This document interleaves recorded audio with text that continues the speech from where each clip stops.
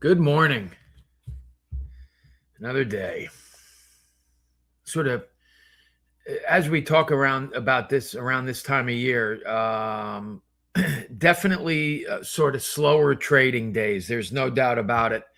Some activity this morning, nonetheless, kind of wake up to some news around a couple tankers getting hit in the strait. Tens are challenging.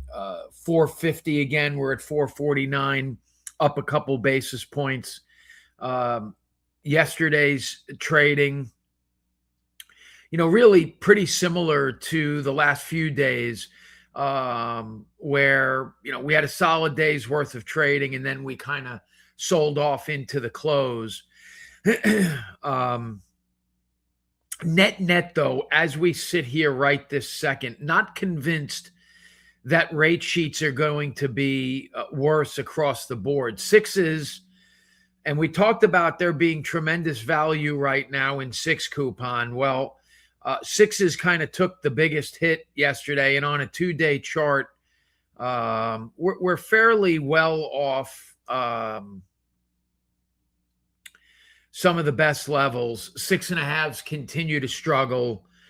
And fives and 5.5s are kind of doing what they're doing, which is trading in a fairly tight range, call it 12 to 16, something like that, sitting at around 14 right now. Talk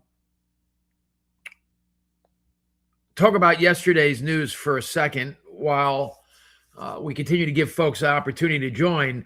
The big news of the day was ISM at 10 o'clock after we signed off. So let's recap that. Employment popped a little bit, not bond friendly. And by the way, in contrast to some of the other numbers that we've seen, but May was 47.9, and as a refresher, on a number of these indices, and specifically ISM, below 50 is contraction, good for bonds, bad for the economy. Above 50 is expansion, whether it be in price, in headline, in employment. So we went from a 47 handle to a 51.2. Not a blockbuster number, nearly equilibrium, but better than job losses. New orders missed, 57 and change in May, 55 this month, bond friendly. Business activity, 57.7 down to 55.4, bond friendly. Prices paid, this was nice, 71.3 down to 67.7. So still well above the 50 handle, but that's a pretty sizable miss. And then headline 54.5 down to 54. 54 was expected. So by no stretch, a great report for bonds, but also definitely not a bad report. In fact, across the board, other than employment, all very bond-friendly prints versus either a month ago or expectations. We've talked about this in the past. Enough for the market to continue to rally? Probably not, and that's why it didn't. Enough for the market to breathe a sigh of relief? Absolutely. What we got already this morning, which is for all intents and purposes really the only data point. I mean, we do have some economic optimism at 10 and inflation expectations, but the weekly ADP printed at 21 and was revised from 30 3/4 to 24 and change. So both of those fairly bond-friendly numbers, and with an ADP miss for the month of June that printed last week, this is sort of more of the same. And by the way, contradicts that ISM employment number. So what we see on the screen is, bonds are, moderating maybe slightly back to flattish, but we're down 2-3 ticks. We lost a tick or two into the close. So, net, I think some coupons you're going to probably see maybe a 10-15 basis point drop in price day over day on your rate sheets. I think other coupons are going to be flattish. A lot of it's going to have to do with exactly when rate sheets were struck. I could make the argument that 5.25 to 5 5/8 on some rate sheets might actually print better because those sort of got worse before they got better into the day. No matter how you're looking at it, we're talking ticks. We're talking, maybe 7, 8 to 18 basis points plus or minus on these rate sheets.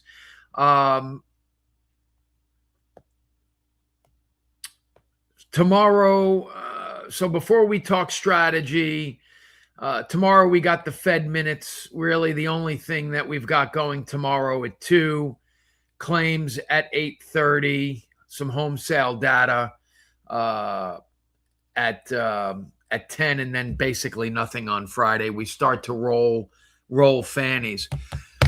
So for me, it's sort of more of the same with the caveat that, if you were playing this day by day, right, you are now one day into the negative. Do you continue to chase? Oh, by the way, overnight, let's talk about this for a second. Overnight, Asian stocks worse, European stocks slightly better, indicating mixed here onshore. Net, I'd probably say worse. A dollar stronger versus most currency, and most commodities flat. Crude still below 70, Brent 72 and change, up slightly on the day, Bitcoin up. And in terms of the overnight data, maybe not in a big way and maybe not in super important regions, but the alleviation or the continued alleviation of inflation pressure in a lot of these numbers. We had, 3, 4, 5 data points overnight and pretty much across the board, at least on the monthly print, if not across the board, we had some misses, i.e. bond friendly. So, listen, I've long said, don't chase your losers. That's super important. I think that if you made a bet, and you were going to take it into the overnight, right? That bet was wrong, but not in a big way. Short term, I think that you cover the lock, right? Long term, maybe you give it one more day just because this sort of trading pattern is more connected to Iran and the conflict than it is to the data. And we're entering this period, and not to give you a history lesson here, right? But at the beginning of the conflict, we had these massive concerns about the cost of oil, with data that was fairly bond friendly, even though we had the anticipation, as we've talked about since like October, of some heavy CPI prints, right? Then as we got into it, perhaps the conflict concern began to alleviate, but the data started to become a real concern.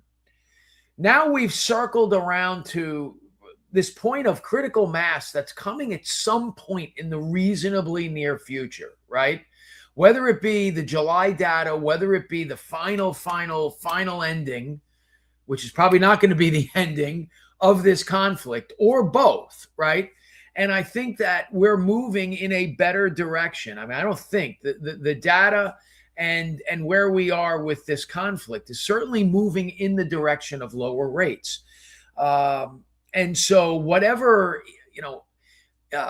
inter or intra day or intra week, sort of noise that we're getting out of the Middle East, all of a sudden there could be a headline at 2:30 reversing that, right? And we're also getting to the point of that mindset that I talk about, sort of position yourself to lose small and win big.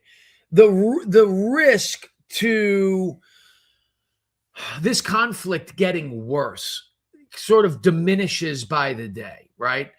Now, the anticipation of it ending also kind of diminishes by the day. I think that we've, resigned ourselves to the fact that this is going to end at some point.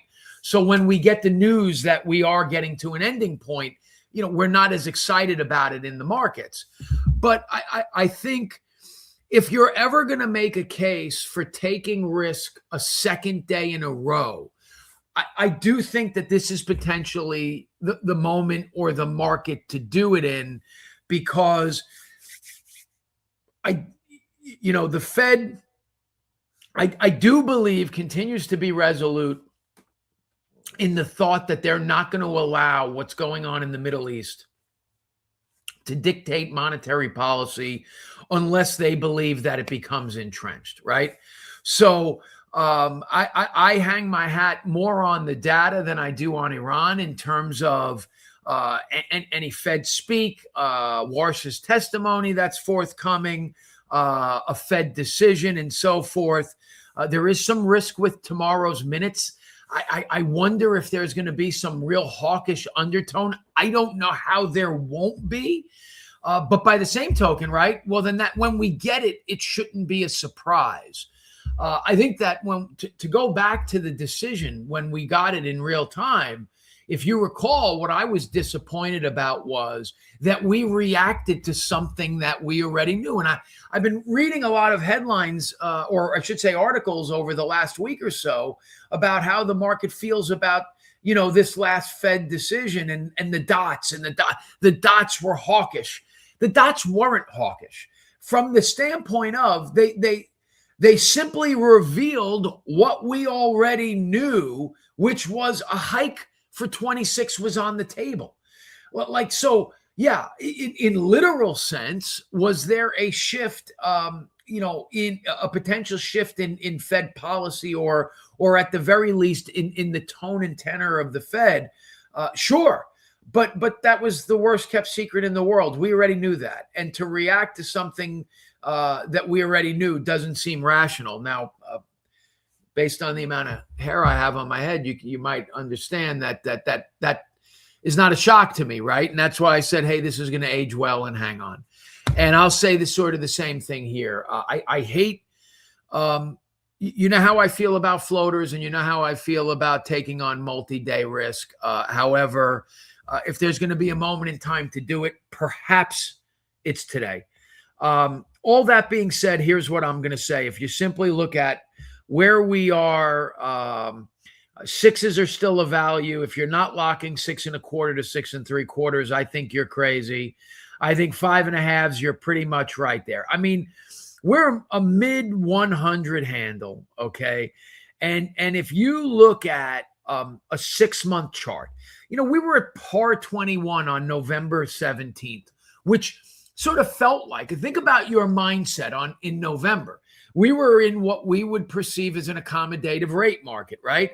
Yeah, 15, 18 basis points better than where we sit today. So, to me, 5 3/4 to 6 5/8, 6 3/4, to me is almost a 100% lock event. And if you don't lock, understand that I don't think that that's the craziest idea, but I do think that you're taking on risk that's unwarranted. I think 5 coupon, I could certainly make a better case, right? We were 100, 150 basis points better. And when you look at kind of not the absolute bottom, but kind of a clear support, we're only 30 basis points from that support. So that 5.25 to 5 5/8, I don't mind some risk there. And then the 6.5s, I just think that those note rates, 6 3/4 and above, are so high that just inherently you can't really get hurt. And where they are depressed right now, 0.5 point, 5/8 off the best levels. Again, I don't mind you floating them. And if you're going to take on any risk, that's really where to take it on, is in a tranche of rates, in a coupon that likely won't move a ton, likely has already lost what it's going to lose. I think that that's your best case for floaters. So there you have it. As always, thanks for watching live and joining live and watching on replay. I will see you guys tomorrow Bulls and Bears make money, pigs get slaughtered.